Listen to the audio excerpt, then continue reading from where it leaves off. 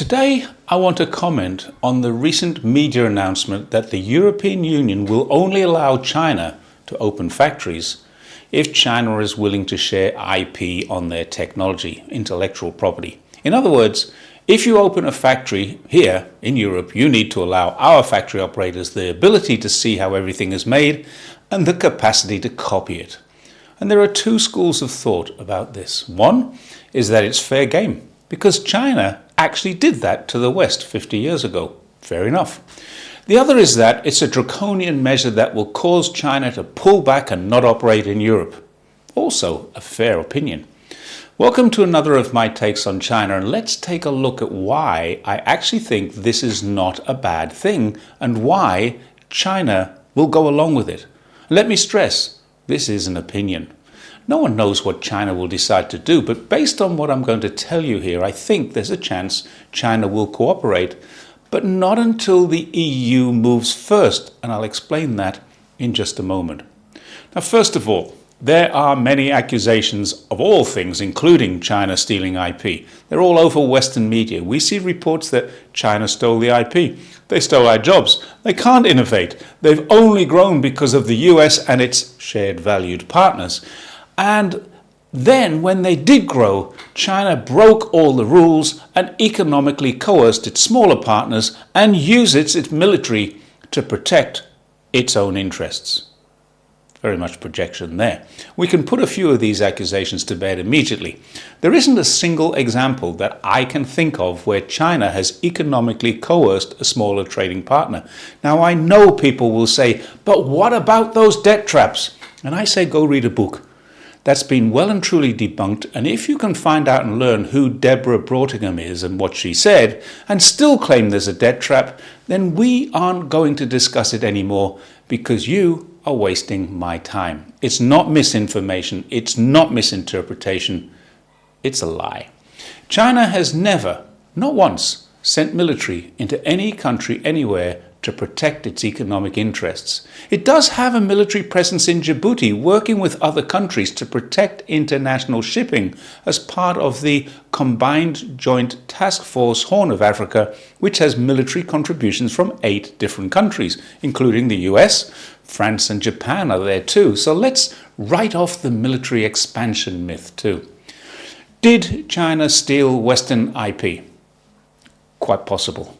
But not on an industrial scale, as alleged. I'm old enough to remember the introduction of the iPhone into China. Mainlanders had to go to Hong Kong to get one, and there was no doubt that some technologically advanced geeks bought them, brought them back, stripped them down, and then attempted to copy them. But, and this is a big but, even though China's smartphones are now world-beating, there's not a single case of Apple, the only current US brand, Nokia or Ericsson, European brands, ever suing a Chinese manufacturer for theft of IP. What seems to have happened is that the Chinese looked at the products, decided they could do better, and then proceeded to do so. Strangely enough, IP protection in China is very strong. In fact, the National Intellectual Property Administration Office released a white paper about it last year. Furthermore, if China had stolen Western IP, you can be sure that these large, multinational and hugely profitable companies would have sued in China. They didn't. And the absence of lawsuits against Chinese manufacturers tells us far more than the anti-China headlines ever will. For the record, Apple did sue Galaxy, Korean, for IP infringements, and Galaxy sued Apple too, Korean against American, but I can't find cases of American against Chinese.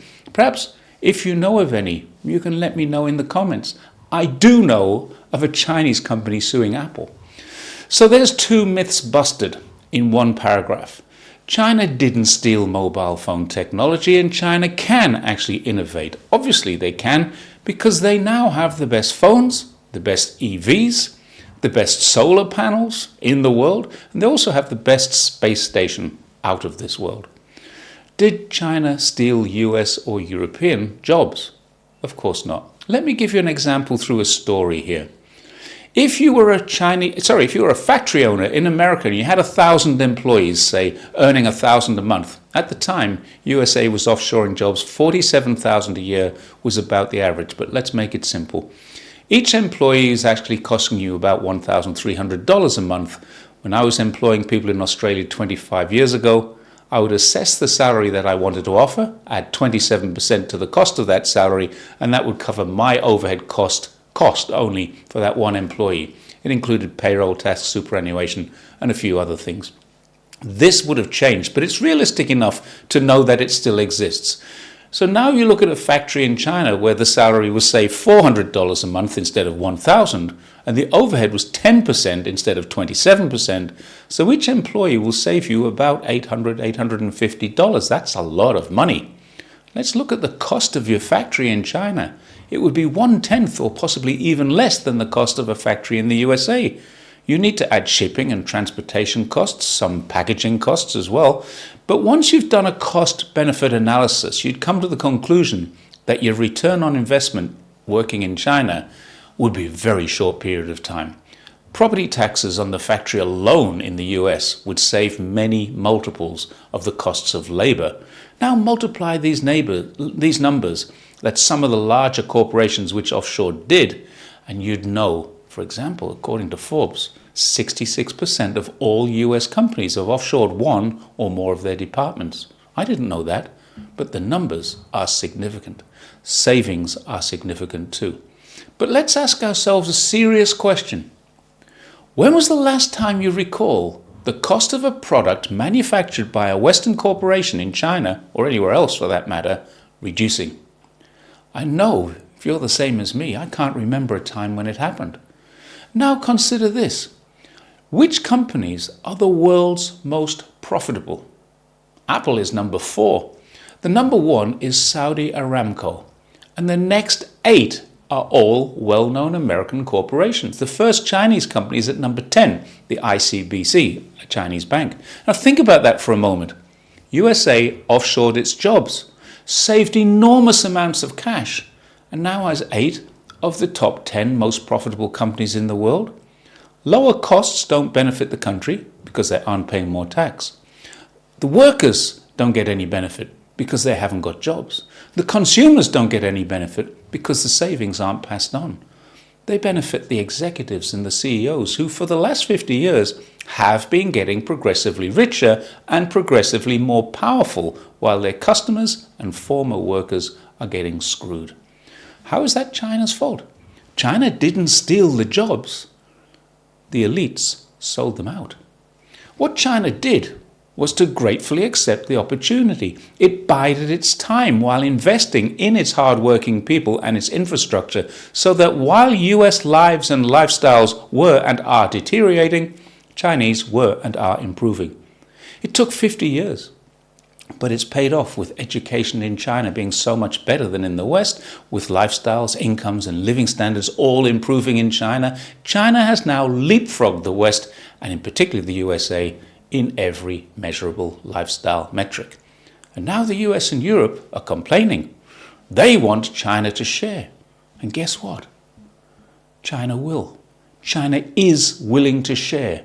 Every single speech Xi Jinping has made, every speech Li Qiang, China's premier, has made, every speech Wang Yi, China's foreign minister, has made, and every speech that every single diplomat, government official makes, as well as every media report which China presents to the world, all state the same thing. China wants cooperation, it wants mutual benefit, and it wants a peaceful world. Now, I know some people won't believe this because we are bombarded with bad China narratives on a moment-by-moment basis. But the fact is, it's really hard to prove wrong. And 80% of the world, the people we used to call the global south, the underdeveloped world or the third world, they now know this. China means what it says. It delivers what it promises. And if Europe really wants to grow with the rest of the world, rather than, as they are currently doing, contracting with a belligerent and warlike US, then working with China is without a doubt the best way.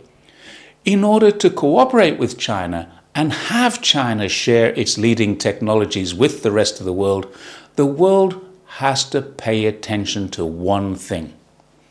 China is not our enemy. China makes it abundantly clear that working together will be for mutual benefit. If China lends money, it doesn't want control of infrastructure. If there's a dispute, it will go to court and not go to war. But if we want to do business with China, we do so on the basis of mutual trust. In order to gain that trust, or regain it, where the EU is concerned because it's diminished, the one thing the EU could do is remove these spurious and dubiously justified trade barriers that it has placed on China. That's called mutual trust, and it leads to mutual benefit. This is not a new world order. There is not a new rules-based order. There are no deviations from rule of law, and there is not a new world leader with China. What China wants is an adherence to the rules that already exist, a cooperation under the Charter, the conventions and the resolutions of the global majority in the United Nations, an acceptance of international laws for trade in the World Trade Organization and war in the criminal courts.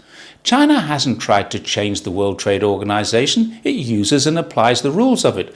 China doesn't want to change the UN, it simply wants the UN rules to apply equally to all countries, whether they are rich or poor. China is happy to comply with the rules of war, the laws related to human rights, and all other conventions that should apply equally to all nations. And once you realize that, dealing with China isn't hard at all. In fact, it's very easy. The EU, if it wants Chinese investment and sharing of Chinese tech, just needs to level the playing field. I wouldn't mind betting that factories in Tanzania can make cars as well as any factory in Europe, and would be more than willing to do so. Dar es Salaam port would be the perfect place for African-made Chinese goods to head into the rest of the world. And that's the option facing Europe now. It's not about Europe stealing IP from China, but it's not about economic coercion. It should be about mutually and beneficially growing engagement rather than escalating confrontation with China. But hey, I'm sure they already know this, and I have to wonder what the EU is really up to. Thanks very much for watching my take on China. We will know in a year or two whether I'm right or wrong, but let's watch this space, and I'll see you next time. Bye for now.